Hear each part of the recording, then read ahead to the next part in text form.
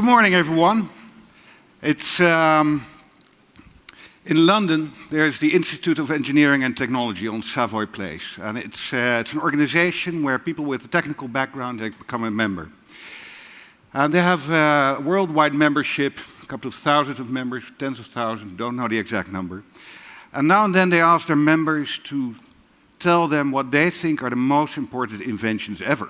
And if you go into this building, you can freely walk into it. Go to the basement, they have this expo where they have the 100 best inventions ever. It's in stacked in four rows, 25 wide, and all the important things that you can think of, like the phone and high power lines and trains and those kind of things. A bit more to our times, mobile phones like 1980s, 90s, and of course the smartphone. And right up there in the middle is the TomTom personal navigation device. So. And at TomTom we have a small problem. It's the aspirin problem. It's the Coke problem. When you think TomTom, you think about that device. Now that device, that was 15 years ago. Still, we make a couple of them these days. We sell a couple of million of them, in fact, these days. But TomTom has changed over the years. And today, TomTom is very much a company that works with, well, pretty much all the car manufacturers in the world, where we offer maps, where we offer traffic information, where we offer navigation software. And these car companies will take a combination of those or just one. If you have a German car, you're probably using our traffic information. If you're using a French car, you're probably using everything that we have. If you're using a Japanese car, it's probably the maps. We also are in every iPhone on the world. If you open up Apple Maps, which 7 years ago had a bad reputation, but these days is a great app. If you go to the information button, you'll see our logo at the bottom. That's because they use our maps. The application is theirs. And then next time you take an Uber, please, you'll note that they're on time, that they always find where you are, and that's because they use our maps and routing algorithms, both in the back end to figure out where potential new customers are and to route their taxis to you. And then today we are also on all of Microsoft properties, such as Bing, such as Azure, with our maps and traffic information. So TomTom is not that little device anymore. And the reason why you don't hear a lot about us via shops and advertising is that we've turned into a B2B company, very much so. Now, all of what we do today is based on that map that sits behind it. This is a map that covers 60 million kilometers of road around the globe. It's a map that we need to maintain, keep up to date, because it's used for navigation and increasingly for in the direction of automated driving, so it's super critical. That is a big job to do, and there's not a lot of companies that can actually do it. And actually, there are only 3 companies in the world that have a globe-spanning roadmap like us. And one of them is Google. One of them is HERE, a company owned by the German car industry. And then there's the independent us, and that's why we're also known as the Switzerland of mapping. So let me take you to the origins of TomTom. Back to the 90s. And the previous speaker introduced us in an excellent way to the 1990s. A lot of things were different. A couple of things were pretty much the same. Of course, the big difference is that in those days, impeachments, they didn't go by internet, so they weren't in real time. It took a day for every next step to happen. In the early 1990s, 4 people got together, my co-founders and myself, 3 guys from Amsterdam and 1 lady from Lyon, and we decided to start a business. We didn't want to go the classical route, join a big company, but start a business, which in those days, you didn't have the VC scene, you didn't have boot camps, you didn't have lean methods. It was a different world, and you had to get a personal loan to get started. But that's what we did, and what we wanted to do was set up a software company because IT was booming, and we found a niche in portable computing with handheld terminals for bespoke solutions. We started out as a B2B software company, pretty much the same to what we are today, making bespoke solutions for companies like Kony and Otis and these kind of field service engineering solutions that we helped with this. We were eminently unsuccessful in growing the company. After 5 years, we managed to be with 5 people. Now, luckily enough for us, mid-90s, there became a new product category in the market aimed at consumers, the PDA, the personal digital assistant. The best way to explain those they're smartphones, but without the phone, and they're black and white. And that allowed us to take the capabilities that we had built in software engineering onto these devices. And we built a whole portfolio under the TomTom brand for these devices, including financial applications, dictionaries, but also mapping. And we found out, around 1997, we started with our first mapping apps, no GPS, just planning a route from A to B, that 70% of our revenues were mapping derived. So we knew there was something there. Now, what we also learned in that period was how to deal with retail. At the time, internet was still very slow and small. We had to sell our products via retail. So you had to, we had these Nintendo-style cartridges. And selling via retail is a completely different thing, of course, than going via e-commerce, brick and mortar, and the analog world, and marketing, and all these kind of things. We learned it in those days, and of course that would be very handy later on when we got to our real breakthrough. Navigation existed in the 1990s. It wasn't a new invention. But because of our mapping success, our relative success as a small company, we've now grown to 15 people, and we knew there was something there. We looked into it, and you could actually buy navigation systems for 10,000 euro a piece. You could get it in the car. There was no GPS. That was still military secret system. So you could, in order to actually start driving, you would need to drive around a couple of blocks to calibrate the whole car, and then it would be kind of okay for the next hour to navigate. But the maps were horrible. The user interface was horrible. It was super expensive. So they weren't selling really. Now we get to that internet bubble, the first internet bubble. So this is what we heard just now, attract eyeballs, do IPO. We had been running a business in a very traditional way, work hard, try to get some revenue, maybe you have a bit of profit at the end of the year, and we see this whole internet bubble happening, and we wanted to be in there. And then we get this call from Sweden, from Ericsson, and they say, guys, we're going to do the internet on the mobile phone, and we want you guys to help us with maps. We've seen that you guys can do it on small devices. Come and help us, and we'll create a location-based services space.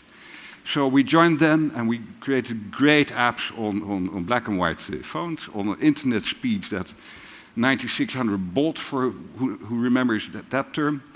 And of course, the whole thing didn't work. And it was 10 years too early, really. So with the implosion of that whole first internet bubble, we nearly imploded as well. And in March 2001, we'd grown to 30 people, and we came to a point where, okay, we need to stop this, and we need to go back to what we were doing, to doing those apps, selling those via retail. But in the process, we had to fire over half of the company. We were 30. And if you're that size, it's very emotional. You know everyone personally. You know their families.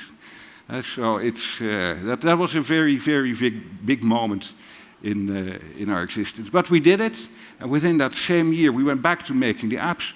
We managed to get out of that year without a loss. Wasn't a profit either, but we just survived. And then some things around us had changed. PDAs have become super powerful. The first chips that we now see in our smartphones started to come out, get multimedia capabilities, all the power that you need for navigation. And then thanks to digital photography that broke it through, storage, which had always been super expensive, super small, became very large and very affordable. So we could now put maps, big maps, on storage cards. And then this guy opened up the GPS system in one of the last months of his presidency for the whole world to use, to get that precision of 3 meters that allowed us to help you navigate. And we took all of those ingredients, and in 2002 we launched our first navigation system, a big bowl of spaghetti on your dashboard. And you needed an engineering degree to get it working. But a lot of people bought it. The year before, in 2001, we had 2 million euros turnover selling those apps. The moment we introduced this, we went to 9 million euros turnover. And at the end of the year, we said, okay, we're a navigation company. Forget the dictionaries, forget the financial apps, and all those things. The year after, we became a bit smarter. We struck up a great deal, big innovation in logistics, to bundle our product with one of Hewlett-Packard devices. That made it easier. The first time use made it much easier, and went from 9 million to 40 million euros in 1 year. And then, of course, we realized, well, we're still not there. If we really want to address the normal driver, we need to make our own PDA, and that's exactly what we did, and that is what we launched in 2004, the iconic first TomTom Go. And we went from 40 million euros to 200 million euros the year after, 700 million, 750 million euros, and the year after 1.8 billion. And so we had struck gold with that product. Of course, that was the result of years building up that experience. And you're building on the success of you're standing on your own shoulders to be open to that success and realizing what you need to do to get to that product. Now, at the same time, we also realized, so this is around 2005, we took the company public, that we were a single-trick pony. So this was a temporary solution for a longer-term problem. The longer-term problem being that at the end of the day, every car will have a map, will have navigation built in. Think about self-driving cars. So we decided with the proceeds from our IPO to start building up exposure to other markets, went into tracking and tracing. We ended up buying one of those mapping companies out there. And that was all just in time because 2007, the first iPhone launched. 2 years later, it had GPS and it had free navigation as well. So we were right in assessing that we had a temporary solution to a longer-term problem. And in the meantime, we were rebuilding the company and more in that B2B direction. So one of the things that helped us grow in that direction was the realization, if you look at traditional maps, and here we're looking at the center of London, and somewhere in the middle there is that the Institute of Engineering and Technology. But if you look at the traditional digital map, they'll say, okay, there are some roads where you can drive faster because they have a certain classification, others are slower because they're smaller roads. But then if you start to look at reality, certain center of London, what happens is it's hopeless. Actual speeds are horrible. So very early on in 2007, we started to track people where they were driving. We weren't interested in the individual, we were interested in the behavior of the road network. And so this is a map of Holland that we draw, and the colors indicate the actual speeds. And it gave us very quickly such a position that we can now say for every 30 meters around the world, around the 60 million kilometers, tell you per 5 minutes of the week during the year what the average speeds will be. And that helped us to come up with very, very precise estimated times of arrival. The other thing that we realized is that this helps us make those maps. We can now, in a very affordable way, and much quicker, maintain maps. And that is what we started to do. And then you start building up a massive amount of data. And then you can do a lot of very interesting things. So this is what we publish every year, the TomTom Traffic Index, somewhere in spring. And that is where we, on a global basis, can show you where traffic is worse. And we rank cities, and the percentage that you see is the time that people spend extra over the time that they would have spent had there been free flow traffic. So Mumbai, 65% extra time. If we zoom into Switzerland, well, Zurich is in a great second place, just under Geneva. You're adding a third of your time extra in traffic on average. And then this morning, this was 9:30, I took a snapshot of the current. So this is a really fun site to go to. You can zoom into your city and see exactly congestion, those kind of things. So you see nicely with commuting times that we're going. And yeah, this morning, I started walking here just as the commute was ending. So super nice to look at. Also, when you start collecting that much amount, such an amount of data, you can start looking at interesting things. So what happens if you have knowledge about that congestion, about the perfect route and those kind of things? And we know now that people who use all those advanced technologies and who actually follow the instructions from the navigation system, be it from us or from Google, for example, they spend 15% less time in the car, on average. 50% less fuel, 50% less emissions. And there's an interesting network effect. If you get into a situation where you have more than 10% of people using such systems and following those instructions, then there is for 5%, for all the users of the road network, average travel times reduced by 5%. So that's kind of super cool stuff. How do we know this? We have collected over the last 10 years over 50 trillion. So trillion is one with 12 zeros, so 1,000 billion measurements. And we collect them in a real-time basis with every B2B customer over the last 10 years. We've always made a deal. You take a license to our map and our traffic information updates. We need a signal back to keep it up to date. So we follow with all the car manufacturers, tracking and tracing, taxis, iPhones. We think we follow around 600 million devices around the world in real time. Again, we are not interested in the individuals, but rather in the behavior of the road network. Every day we add 10 or 15 billion new measurements. And putting that all together, we need to fuse it, and then AI to tackle it, understand it, and then update that map. It's just stunning. And here we're looking at the map of Berlin. Berlin has around 15,000 kilometers of road. Every 15 minutes we remap Berlin. Every second we remap the equator. That's another way of looking at it. So this is big data. Super cool stuff. And ultimately, what we are working on is to create a perfect real-time representation of what's going on out there in the real world on the road network, because the car of the future is going to need that. It's going to rely on that. 2 weeks ago, we announced our own self-driving car. As you can see, it's a Volvo. We're not going to build our own self-driving cars. This is to show the industry, to show the world that we have the full stack available, from the data all the way up to the actuation of the actual car to make it work. So it's test driving now in Berlin, where we have a permit. It can drive by itself, but of course there's still, the law says that we need to have someone behind the wheel, and there's a big red button that he can push. Should circumstances say that's necessary. For us, this is a great way also, of course, to improve our technology.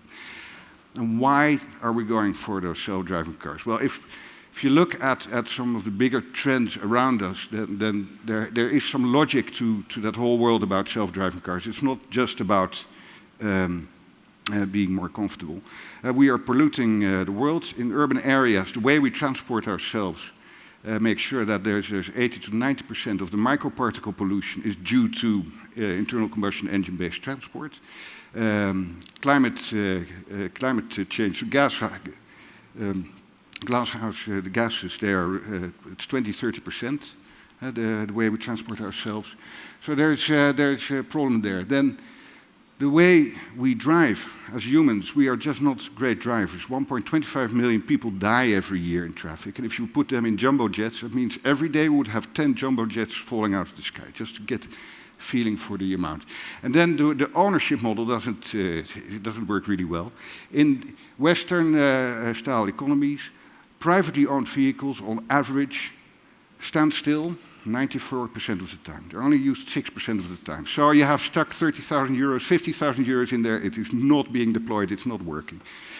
And if you then look, okay, how can we use technology to work on that? One of the things, of course, with that whole pollution thing is, let's electrify, go to electrical vehicles. In the ideal world, you would put solar panels on a car, and that would work. And we're sponsoring one of the teams that is part of the Solar Challenge, which starts in 2 weeks from now again in Australia. Very fun to watch. But that you end up with very little cars that drive very slowly. And so we are dependent on batteries to make it work. And batteries today are the problem. This slide shows you that today, in order to make an electrical vehicle, you'll be spending $6,000 more at the cost level compared to a classical car. So that needs to come down, because we know from subsidy programs in Holland, California, Norway, that once you get to parity, cost parity, people will buy electrical cars in big numbers.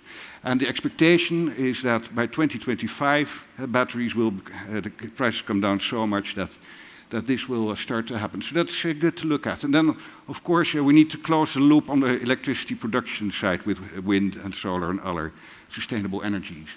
If you look at crashes, this is the United States. Other Western countries have similar numbers. Very interesting We have many more cars today on the road, but still the numbers go down, and there's many measurements taken over the years, but what we also see is that recent years it's going up again due to distracted driving, as it's called, of course, texting whilst driving.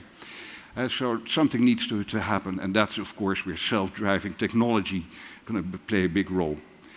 And then if you look at the ownership model, then we, of course, have to look at shared ownership of cars. So this is where the Ubers and the Lyft models come in, and where we imagine this world where we have all these autonomous electrical vehicles that charge themselves during the night somewhere outside of town. All these parking places become parks in town.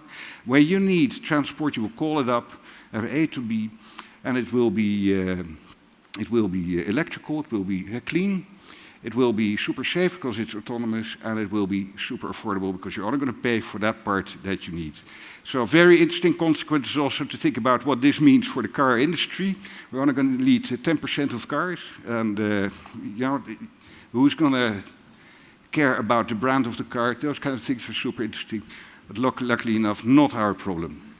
At TomTom, we're working on a lot of these. It's a super big problem to have, I guess, in the boards of those companies. At TomTom, we are working on the technologies to make this happen. So we are remapping the world in super high definition, 3D, to help those autonomous vehicles figure out at centimeter level precision exactly where they are and how to figure out their paths through traffic. And then building up all the communications between our cloud, where we collect all that information that all these cars are seeing in real time and pumping that up, and that is a huge effort. And ultimately, of course, to stream that back to those autonomous vehicles so that they have a horizon in front of them, according to their planned route, to make sure that they drive safely. And when they go around the corner, and around the corner there's a traffic light, it's red, 3 cars have stacked up, that you already start braking slowly before you go around the corner to make sure your passengers have an easy ride. And all, of course, because I want to occupy 1 extra box. Thank you very much.